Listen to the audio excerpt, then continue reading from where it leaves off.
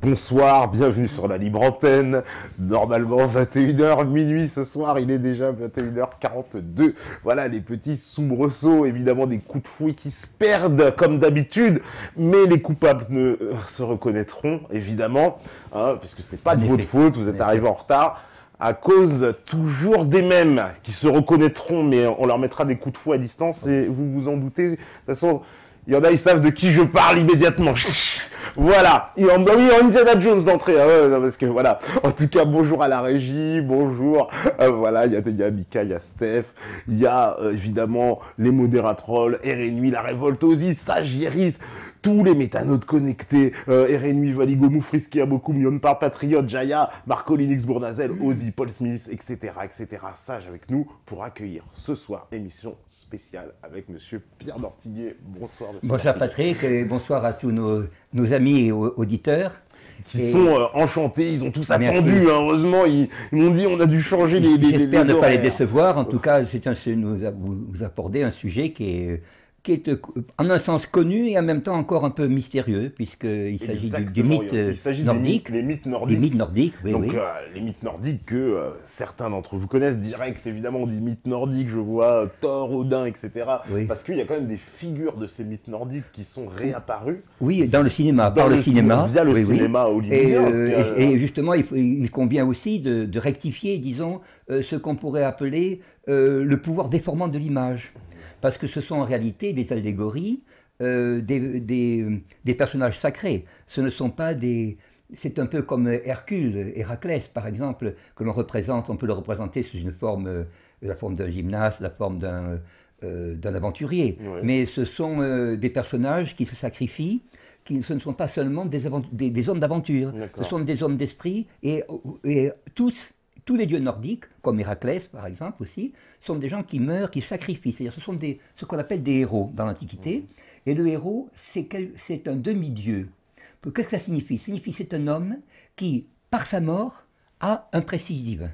Voyez-vous? C'est-à-dire que c'est le passage, le sacrifice c'est le passage d'un demi-dieu qu'est l'homme, à un dieu généralisé. Voilà. Et vous avez ceci, c'est très facile, c'est ce que croient tous les chrétiens. Les chrétiens voient un homme qui est à la fois homme et à la fois Dieu, c'est un demi-homme, demi-dieu. C'est une idée qui était commune aux Grecs, aux Latins, bien sûr, si on admet bien sûr l'épisode des Grecs et des Latins, je veux dire la chronologie, mais ça c'est une autre affaire, et aussi au panthéon nordique. Je citerai, vous savez, je ne suis pas du tout historien, je fais de l'histoire parce que en histoire de la philosophie, mais j'ai enseigné la philosophie, peut-on dire, toute ma vie, il m'avait quand même en grande partie derrière moi, c'est bien Patrick. Devant moi, je n'ai que l'éternité, vous voyez. Et alors, peu de temps, mais l'éternité. Et je dois dire que comment dirais-je, une phrase, enfin une œuvre peu connue, je crois que c'est 1797, sous Louis XIV, de Leibniz. Leibniz avait un philosophe qui a créé le calcul différentiel, c'est lui qui a et infinitésimal, c'est lui qui a donné aussi les manières de l'écrire, hein, parce qu'il y avait une polémique avec Newton, etc. En fait, c'est cet Allemand de Saxe qui parlait très bien le français, qui a écrit la plupart de ses œuvres, mettons le tiers de ses œuvres importantes en français. Il a fait un article sur une observation inédite, comme il dit, sur l'allemand archaïque. Je ne parle pas de l'allemand moderne. Il dit que la langue allemande, les documents allemands sont plus anciens que ceux fournis par la civilisation latine et grecque. Vous voyez, et que c'est grâce à ces documents-là que l'on peut trouver l'origine des noms des choses, l'origine des dynasties, l'origine des cultes, voyez-vous? Voyez, il le dit dans un français excellent, toujours, et je me rappelle, je ne veux pas être cuiste, en fait, je sais que c'est le paragraphe 26, mais enfin, je l'ai vu simplement noter. Il faut le voir. Et donc, il est certain qu'au XIXe siècle, en particulier, vers fin 18e, 19e, toute cette Europe qui était formée aux lettres grecques, surtout depuis ce qu'on appelle la contre-réforme, c'est-à-dire quand il y a eu une polémique entre catholiques et protestants, disons, chacun des deux partis a voulu utiliser les anciens, voyez-vous, pour pouvoir asseoir, si on peut dire, son pouvoir. Son pouvoir d'éducation, bien sûr, d'instruction. Les jésuites ont réalisé beaucoup de théâtre, par exemple, lors de la Compagnie de Jésus a fait beaucoup de théâtre en Europe, et le modèle, même dans mon collège de jésuites, il y avait cela, le modèle des Grecs et des Latins était, si je puis dire, vulgarisé, c'est-à-dire qu'on nous faisait vivre, je me rappelle encore quand j'avais 13-14 ans, au milieu des personnages anciens, voyez-vous? C'est-à-dire qu'on jouait des scènes grecques et latines. Je n'ai vu ceci d'ailleurs qu'en Écosse, où j'ai vu le dimanche matin, par exemple, des jeunes gens, des étudiants, habillés en grec ou en romain, voyez-vous, soit à faire de la parade militaire ou autre. Mais à partir du XVIIIe siècle, ou fin du XVIIIe, et tout le XIXe, les Allemands en particulier, les Anglais et les Allemands surtout, ont développé la recherche de leur propre mythologie. C'était parallèle avec l'influence de ce qu'on appelle l'idéalisme en Allemagne. Vous savez qu'il y a une ligne de crête qui va de Kant, 1870, jusqu'à la mort de Hegel, 1830-31, à la mort de Goethe aussi, qui est la même période. C'est la période, si vous voulez, pour ceux qui ne sont pas philosophes, qui connaissent la musique, c'est la période de Beethoven, si vous voulez. Beethoven est né en 1770, tout ça. Et alors là, vous avez une hauteur de pensée qui était fondée sur les Grecs et les Romains, mais qui prétendait être plus profonde que les Grecs et les Romains. Alors à ce moment-là, ils ont pris comme auxiliaire, voyez-vous, de cette profondeur, les mythes nordiques. Et la manière dont ils traduisaient le terme de mythe, il y a, disons, un Allemand connu dans les mythes nordiques qui s'appelle Günther, G-U-N-T-H-E-R, Hans Günther, qui donne une traduction du terme de mythe que nous on traduit par une fable, voyez-vous, une légende. Il dit Urschau, c'est le seul mot allemand que je vous dis, ou un des seuls mots, ça veut dire Ur, c'est l'origine, c'est le mot qui donne origine en français, or, et Schau, comme le Schau, mais vous l'écrivez vous dans le cinéma, c'est peut dire S-H-O-W, ce qui se voit, mais une vision d'origine. C'est la vision de l'origine. Orschau, ah oui, Orschau, voyez, la vision d'origine. Oui, c'est mieux que mythe. C'est mieux que mythe. Alors, vous avez eu de grands personnages. Vous avez par exemple, bien sûr, il y en a qui connaissent, il y a toujours des sectaires, dans le bon sens, ceux qui suivent. Par exemple, René Guénon a parlé. René Guénon qui est connu et toujours qui a acquis la sympathie de beaucoup de gens, justement, en faisant, ou l'antipathie d'autres, mais disons qu'en se convertissant à l'islam égyptien, il est devenu égyptien à la fin de sa vie, vous voyez. Il s'est fait égyptien et il a épousé la fille d'un cheikh, je crois, en Égypte. Et il a lui-même parlé du mythe nordique, mais en donnant avec d'autres personnes, une origine, disons, réelle à l'ensemble de nos mythes, des mythes religieux. Il a donné une précision géographique. C'est-à-dire que, ceci est peut-être inconnu, surtout en France, mais il a fait apparaître qu'il existait, disons, une origine, je parle lentement mais précisément, une origine arctique, ou polaire, si vous voulez, de l'ensemble de la civilisation, laquelle aurait été, vous savez, des gens comme Guénon ou autres sont très influencés par la pensée indienne. Je la connais aussi, cette pensée indienne, par l'Iran, parce que l'Iran, le masdéisme en Iran est encore assez puissant, voyez-vous. Même dans la religion chiite, justement, il est un peu servi de berceau, si je puis dire. Vous avez cette idée que récemment, alors pour certains ça va, ça peut être moins 8000 ans, d'autres on parle de périodes de 26 000 ans qui se répètent, tout cela, vous avez eu à un moment donné des catastrophes. Voyez-vous, vous avez même un auteur célèbre qui était un Israélite, ex-Israélite, puisqu'il russe, Velikovski, qui a parlé des mondes en collision, c'est-à-dire dans Platon même on en parle, voyez-vous, pour dire que vous avez périodiquement, vous avez une sorte de refonte de la Terre, voyez-vous, et la naissance d'une autre nouvelle. Vous avez ceci dans le mythe nordique du crépuscule des dieux, c'est-à-dire les dieux ne sont autres que finalement ces astres qui sont autour de nous. Écoutez, vous avez 12 grands dieux, vous avez 12 grandes constellations. Enfin, c'est-à-dire que c'est une chose très simple. Bon, on ne va pas le dire à l'académie, mais enfin, disons tout le monde le voit. Alors ceci, on prétendait dans Platon que de temps en temps, disons, ce monde qui vivait dans le temps, un ordre qui vivait dans le temps, s'usait avec le temps. C'est-à-dire qu'il était chargé de donner une sorte de direction à la vie, voyez, mais que comme tout ce qui naît, il remplissait son rôle, voyez-vous, et il devait disparaître pour renaître. Puisque naturellement, la force est dans la renaissance. La force d'un homme même n'est pas dans la durée de l'effort. Finalement, la véritable force, c'est dans la reconstitution. C'est pas dans l'exercice, mais la reconstitution. Voyez, ce qu'on appelle, nous, la nuit, si vous voulez. La nuit, c'est le repos. Enfin, c'est un peu cela. Et alors, pour les anciens, dans les mythes nordiques, vous avez ce rapport entre la nuit et le jour.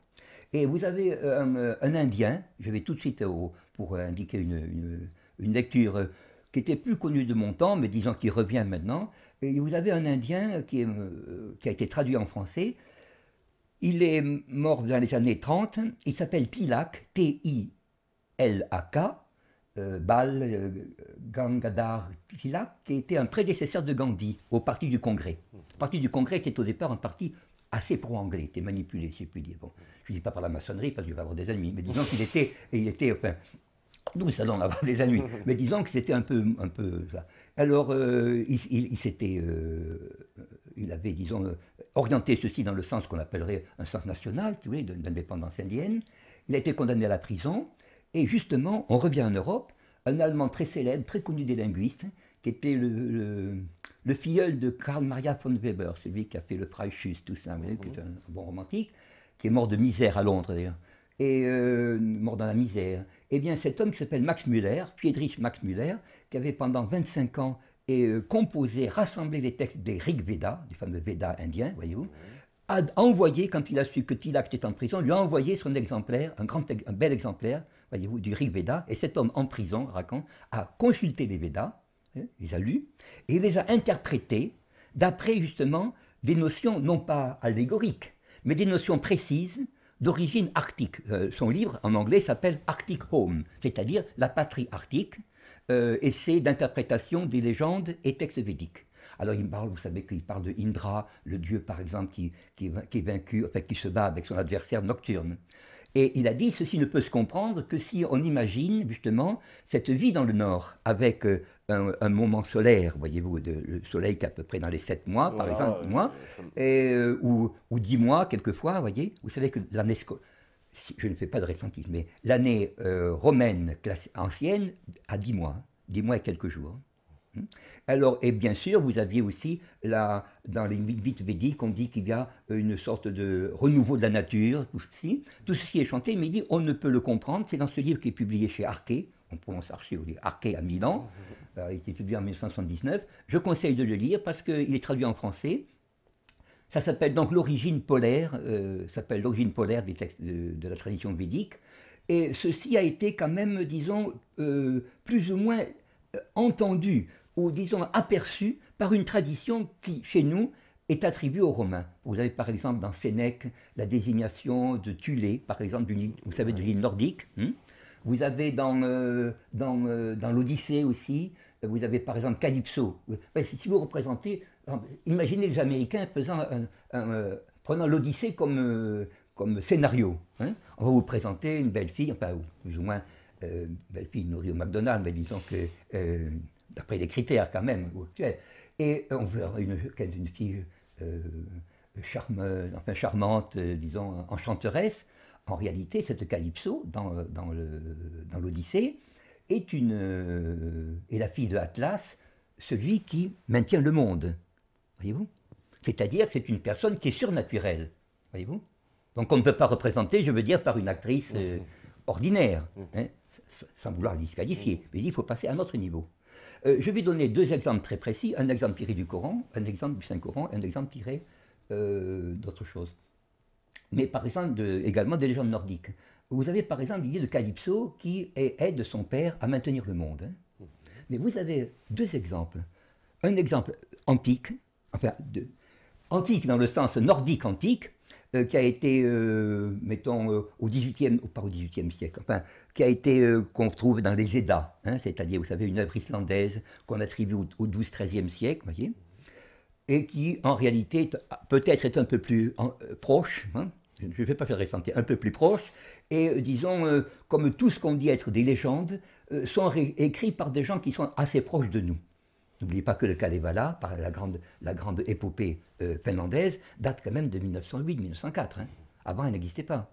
Alors, on l'entendait, si je puis dire, mais elle n'était pas écrite. Elle n'était pas écrite. Oui. Voilà, parce que tout ça, c'est transmis à l'oral aussi. Tout est transmis à l'oral, exactement comme les traditions indiennes. Et c'est justement d'après les traditions indiennes, c'est-à-dire qui étaient transmises, disait Tilak, oralement par les brahmanes, non pas d'après un texte écrit, mais peut-on dire antérieurement aux écrits actuels, qui étaient appris par cœur, récités et transmis, qu'on avait cette tradition du Nord. Voyez-vous?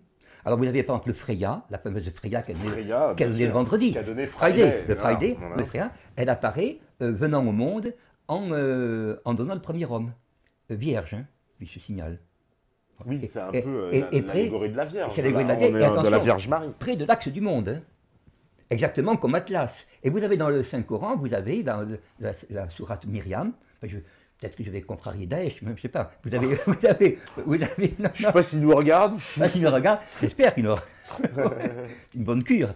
Mais vous avez la Vierge qui accouche justement près du palmier, voyez. Bon, on ne peut pas ne pas évidemment voir, disons, on ne peut pas voir la même chose, si je puis dire, voyez-vous. Ce n'est pas que ça se ressemble, la source est la même. Et c'est-à-dire, si les écrits demeurent, ou si la tradition demeure, c'est qu'elle repose justement sur un socle uni. Vous voyez? Et non pas se disperse. Et vous avez également le terme, parmi les dieux, vous avez, avant de reparler des mythes, vous avez un dieu qui est connu, je vous ai dit tout à l'heure, Patrick, au Mexique même, qui est Wotan. Qu'on a confondu avec Odin, c'est Humboldt en Allemagne, il avait confondu. Bon, j'ai une opinion privée, mais enfin je n'ose pas la dire parce qu'elle est un peu paradoxale. Bon, alors je la laisse, c'était celle de celui que j'aime beaucoup, un Allemand qui s'appelle Landmann, bon évidemment, qui lui prétend que le monde, que l'homme n'est pas autochtone, n'est pas né sur Terre. Bon, peut-être que Valls est né sur Terre, mais je ne dis pas tout le monde. Voyez, voilà. Alors, ceci, je l'ai fait. Mais Wotan, par exemple, est un homme, oui, dans Wotan, on a dit que le mot de Wotan était le même que le terme de Bodh, qu'on avait dans le Bouddha, qu'on prétend être signifié l'illuminé, mais on peut dire également que c'est l'ambassadeur des ancêtres. Hein. On peut dire que, vous avez aussi, mais ça c'est un peu irrévérencieux peut-être, on dit que vous savez que Wotan était boiteux. Hein. Ouais. Vous savez comment on dit être, il est boiteux en vieil allemand? Enfin, c'est comme le saxon, islam, vous voyez? Wodan, islam. Wotan et boiteux. Bon, enfin, je ne vais pas dire que je sais pas quoi. Je n'en veux pas aux boiteux. Et c'était extrêmement intéressant. Vous avez beaucoup des gens de Meisenbourg, par exemple, en Allemagne. C'est un thème très important dont je ne connais pas, je ne prétends pas connaître la signification, pénétrer la signification. Mais vous avez, disons, ce même culte, ce même nom d'ailleurs, qui se trouve au Mexique. Vous savez que je l'ai dit dans une émission l'autre jour avec mon ami Mike.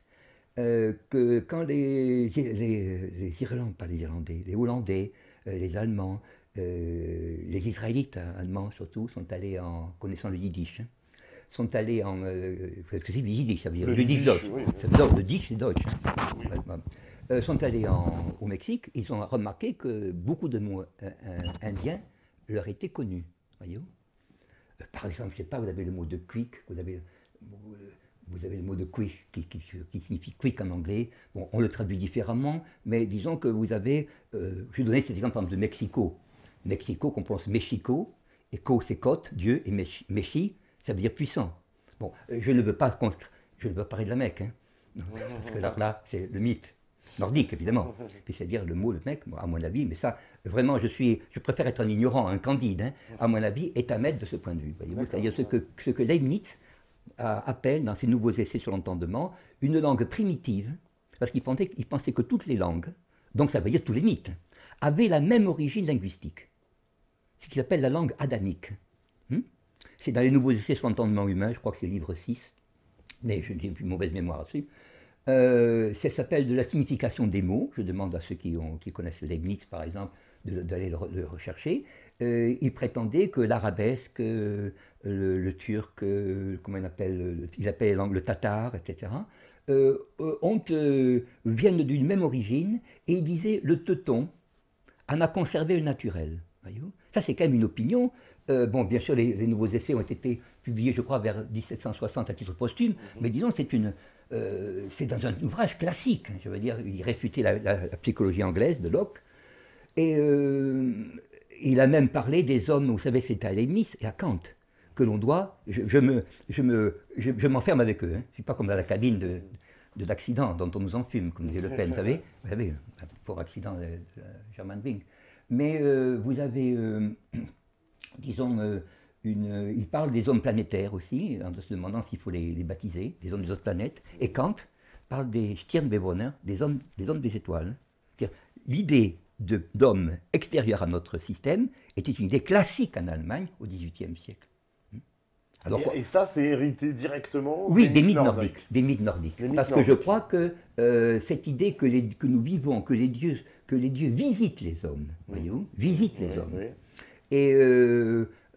et est à mon avis une idée, disons, constante. et que, aussi disons qu'il y a, ça c'est dans la mentalité nordique, qu'il y a non pas comme on croit ici, une éternité de l'âme. Ce n'est pas cela. C'est-à-dire l'âme est incorruptible, c'est possible. Mais qu'il y a une destinée, voyez-vous, de l'âme dans ses combats. C'est-à-dire qu'elle continue ses combats après sa mort. Voyez-vous, ça c'est une idée très profonde. Et vous avez, quand on parle des mythes, on pense par exemple que ça n'a rien à voir avec l'Afrique. Mais vous avez, je cite, parce que ceci est cité par Guénon, vous avez par exemple un livre de Marcel Griol, qui était très connu autrefois, qui est moins connu aujourd'hui, comme tout ce qui est bon, bien sûr, mais c'est pour ça que j'en parle. Je ne l'ai pas lu, je l'ai lu l'autre jour, quelqu'un m'a donné des passages, je dois dire que c'était en ethnologie, nous avions un peu de sociologie et ethnologie en philo, mais disons que j'avais fait l'impasse dessus, mais je connaissais quand même pas mal. Quand je faisais l'impasse, je regardais rapidement. Eh bien, il cite un peuple du Tchad, les Sao, S-A-O, et ces Sao ont l'idée aussi qu'ils sont venus du nord, voyez-vous, et que tout d'un coup, dans le nord où ils étaient, la terre est devenue aride et qu'ils sont allés vers le sud. Ça, c'est très important. Vous avez d'autres thèmes que je connais par les Allemands, par exemple, mais je ne connais moins l'Afrique, je connais plus l'Océanie. Hein. Oui. Vous avez chez les Maoris, par exemple, l'idée que l'homme descend des Pléiades. Hein. C'est des Pléiades, ils désignent les Pléiades dans le ciel, ils ne désignent pas n'importe... Ils ne mettent pas comme ça, vous voyez, comme quelqu'un qui ne sait pas où est la Tour Eiffel, vous voyez, vous remarquez comme ça. Non, non, ça c'est une idée qui est très profonde, vous voyez, et j'avais parlé avec des Océaniens, et effectivement, c'est extrêmement travaillé en Allemagne aussi, oui, en Allemagne, en Angleterre, peu en France, voyez-vous. On n'a pas du tout, parce qu'on a mis ça sur le compte de superstition, etc., voyez-vous. Nous avions cette idée de l'homme primitif, voyez, qui n'avait pas fait la révolution scientifique, voyez. Ça, c'est une idée. Tandis qu'il y avait le sens du mystère dans le Nord, fait que, si vous regardez le nombre d'ethnologues, par exemple, ils sont plus du Nord que du Sud. Pourquoi? Parce que dans le Nord, il y a le sens du mystère, si vous voulez, voyez. Je conseille à ceux qui veulent s'intéresser vraiment au Nord de commencer, disons, je ne dis pas modestement, mais disons, comme on est français, de commencer par un ouvrage très bien écrit en français, mais qui n'est pas d'une Française, bien qu'elle soit née à Paris, qui était de Madame de Staël, la fille du ministre de Louis XVI, Necker. Elle a écrit un ouvrage de littérature que vous trouvez chez Gallimard, en collection de poche, qui est très peu recommandé par les professeurs, parce que souvent ils l'ignorent aujourd'hui. Il y a le chapitre, je crois, attendez, ce chapitre 11, je l'ai préparé pour vous. Chapitre 11, ne croyez pas, ne savez pas. Chapitre 11, c'est la littérature du Nord. Alors là, elle fait la distinction entre littérature du Nord et littérature du Midi. Quand j'étais chez les Jésuites, il y avait un professeur laïque, qui avait eu des amis, enfin bon, à la Libération, ça il y a beaucoup, ça, comme ça, et qui était très fort. Et il nous avait fait apprendre par cœur, ce texte-là, un texte. Ce qui fait la grandeur de l'homme, c'est le sentiment douloureux de l'incomplexe destinée. Justement, ce qui est nordique, c'est la douleur et la mélancolie. Donc, qui dit mélancolie, dit regret de l'origine. Voyez? En allemand, vous avez le mot Heimweh, c'est-à-dire douleur du home. Voyez-vous? La douleur créée par l'absence de la patrie. Et pour connaître la patrie, il faut donc, comme si vous voulez savoir pourquoi vous êtes attaché à une femme, il faut s'en séparer. Ouais. Enfin, ne croyez pas, ne prenez pas ça au pied de la lettre. Hein. Ouais. S'en séparer, vous vous éloignez, et c'est là que vous voyez la présence. Voyez-vous? Et bien de même, vous avez beaucoup de poètes comme Hölderlin ou autres qui ont fait des voyages à l'étranger, en Grèce, en France, surtout en France pour lui, et qui, au terme de leur voyage, voyez-vous, arrivent à découvrir une énigme de leur patrie. Il faut que la patrie soit une énigme pour soi-même, si vous voulez vous intéresser à autrui. Est-ce que vous voyez? Tandis que nous avons une certaine satisfaction. Et Madame de Staël dit que ça, c'est le tempérament du Midi, c'est-à-dire le goût des voluptés, voyez-vous, accompagné de la vanité, bien sûr. Et alors elle dit que les hommes du Nord sont au contraire des gens qui sont certainement violents, souvent, et aiment la force. Mais disons que la philosophie leur est nécessaire, mais elle peut instruire un peuple ignorant, écoutez-moi, mais même la religion ne peut pas instruire un peuple dépravé. Le peuple dépravé est en dessous, c'est-à-dire c'est le Midi de la France et Rome, voyez-vous. Elle était protestante. Pour elle, le Midi, c'était, vous savez, le Midi, c'était les catholiques. Oui, bien sûr. Et le Nord, c'était, elle était suissesse, non? Le Nord était dans cela. Et je crois quand même qu'il y a comment vous dire, ce sens du mystère est quand même toujours lié disons, au Nord. Et je crois que si le catholicisme, si le christianisme a survécu, je dirais même, je me permettrais de dire, je n'ose pas me prononcer sur l'islam, bien que... mais autant je crois que l'islam a survécu, je dis ça vraiment posément, grâce à la métaphysique de l'Iran, en grande partie, voyez-vous, puisque la plupart des philosophes en arabe sont des philosophes iraniens, sur un socle de métaphysique, mais qui dit métaphysique dit que la physique, ce que vous voyez, est insatisfaisant, est-ce que vous voyez? Il faut quelque chose à côté. Mit, ça veut dire avec en allemand, oui, en anglais. Physique, avec. Mettez ça, comme on dit, je ne sais pas, vous n'aimez pas ça, M. Ortega, avec Zépinard, mais prenez ça avec, vous voyez, ça passera. Le physique ne passe pas tout seul, voyez, il faut quelque chose avec. Voyez. Et de même que, je crois que le Nord a donné, la plupart des mystiques, disons, le Sud a donné beaucoup d'exaltation monacale, des choses comme ça, oui, mais le Nord a donné de grands mystères, en particulier.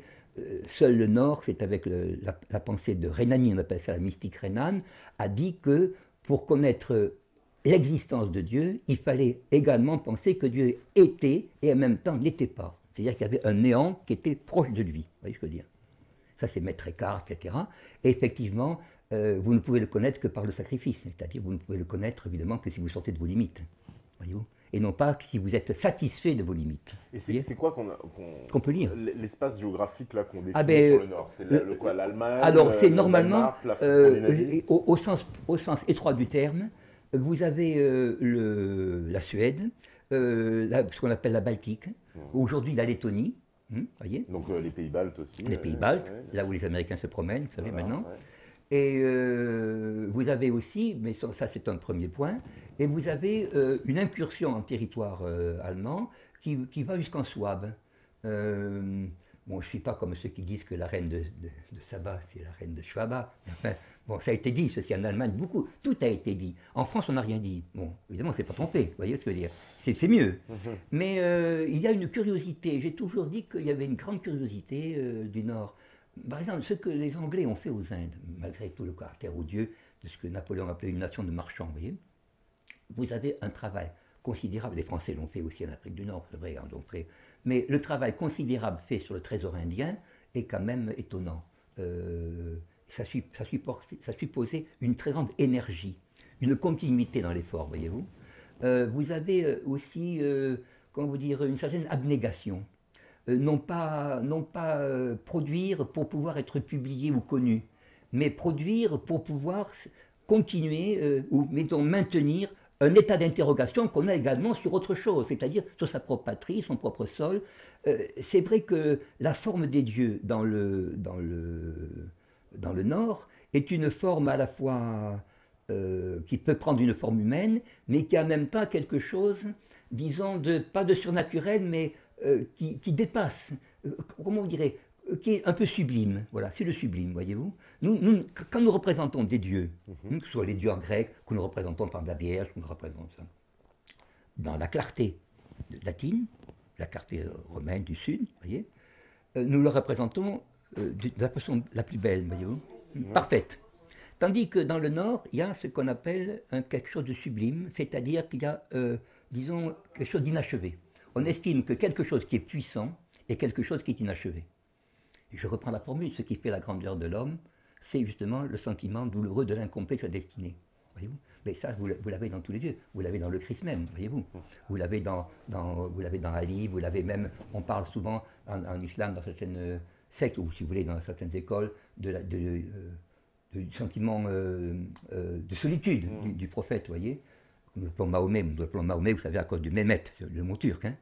Ah, d'accord. Oui, c'est le mot turc, je disais, parce que beaucoup de... Rien à voir avec l'histoire de ceux qui disent Baphomet. Non, ça n'a rien à voir. Et même ça n'a rien d'injurieux, simplement, c'est une reprise, parce que je dis ça, c'est pour terminer, c'est une parenthèse qui n'a rien à voir avec le Nord, mais lorsqu'on disait, par exemple, au XVIIe siècle, lorsqu'on parlait de l'islam, on parlait de la région des Turcs. Ce n'est pas les Arabes, c'est les Turcs.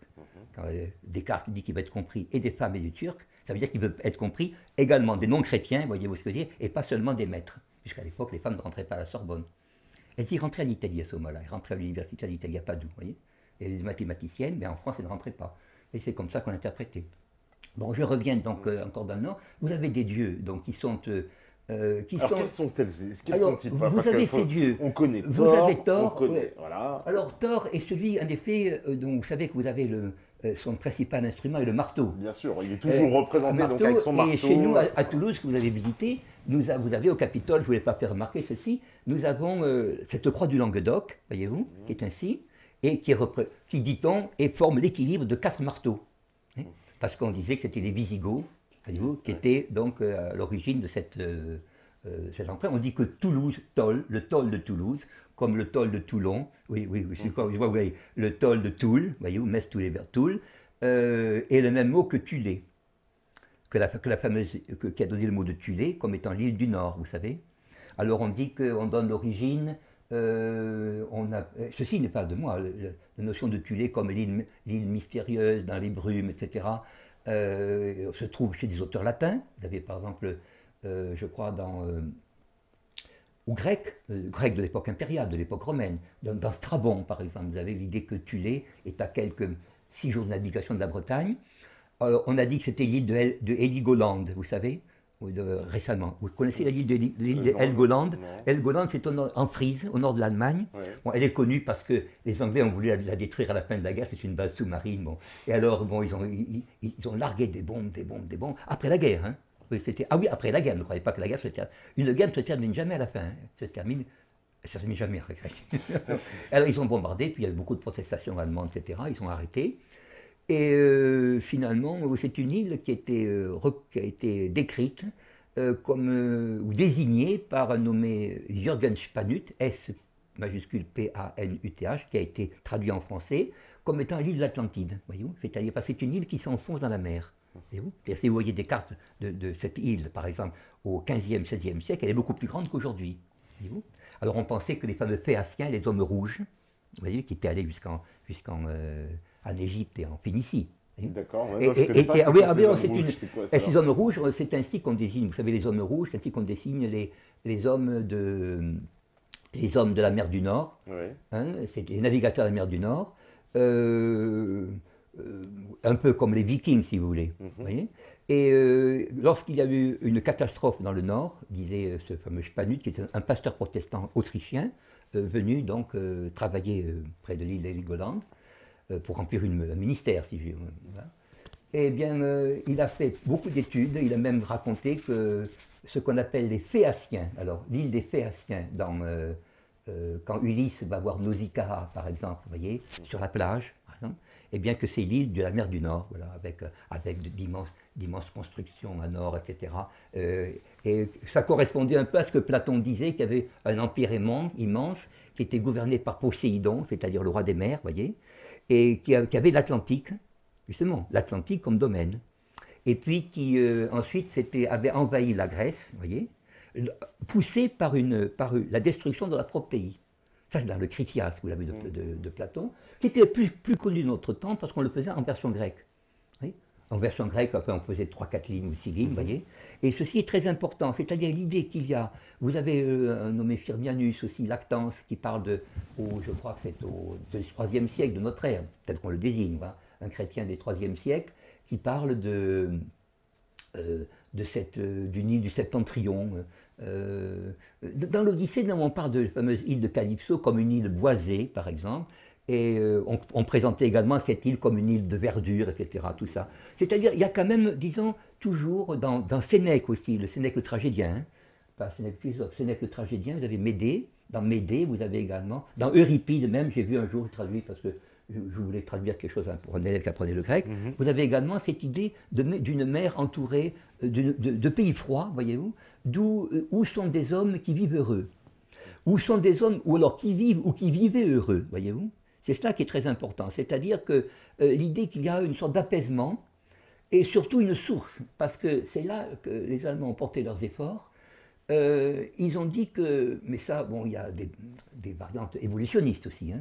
Vous avez des Allemands, par exemple, qui ont dit, c'était Günther qui l'a dit, qui est mort à 90 ans, qui a dit que l'homme du Nord était une création, était une suite de l'homme de Cro-Magnon, je crois, ou de l'homme d'Aurignac, tout ça. Bon, oui, mais lui, la sphère, comme vous dites, Patrick, la sphère, disons, de ce Nord, c'est, disons, autour de la Baltique. Autour de la Baltique. Voilà. Alors, on a parlé ensuite d'émigration, voyez, et il y a quelque chose à retenir, de Leibniz aussi. Donc, je parle du XVIIe siècle, je ne parle pas du XIXe, ou alors de cette chose horrible, enfin, vous savez, bon, dont on ne parlera pas, bien sûr, parce que c'est horrible. Voilà. Et alors, vous avez qu'au XVIIe siècle, cette idée dans Leibniz qu'il y a un grand pays qui s'appelle la Scythie, les Scythes, S-C-Y-T-H-I-E, dont on dit que les Scots viennent, les Scotland. Vous savez que la Chine s'appelle en russe Kitaï, Kitaï, c'est le même mot que site. Hein. Et Leibniz dit que de la Pologne jusqu'à la Chine, il y a une même nation. Hein. Et il écrit, je crois que c'est au margrave de Hesse. Oui. Attendez, c'est quelle date? Je ne me rappelle pas. Je crois que c'est également en 98-99. Il dit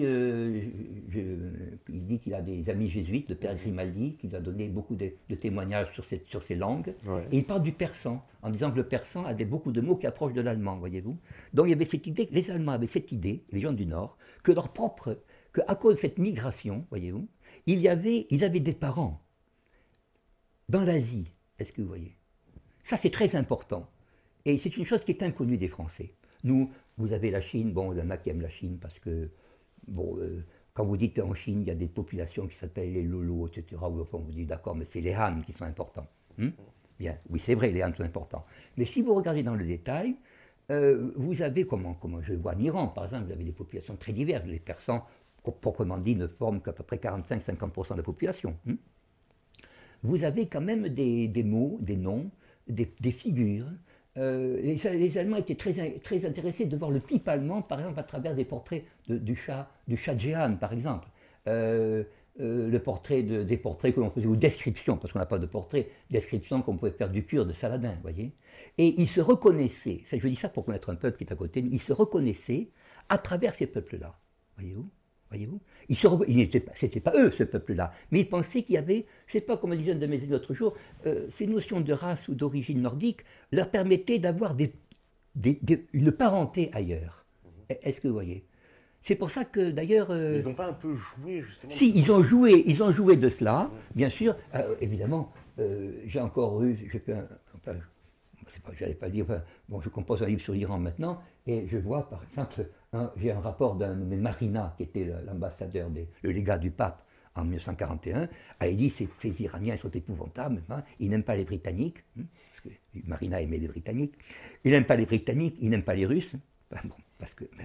mais alors, il dit, les Allemands, ils font une propagande chez eux, ils leur disent que les Allemands sont originaires d'Iran.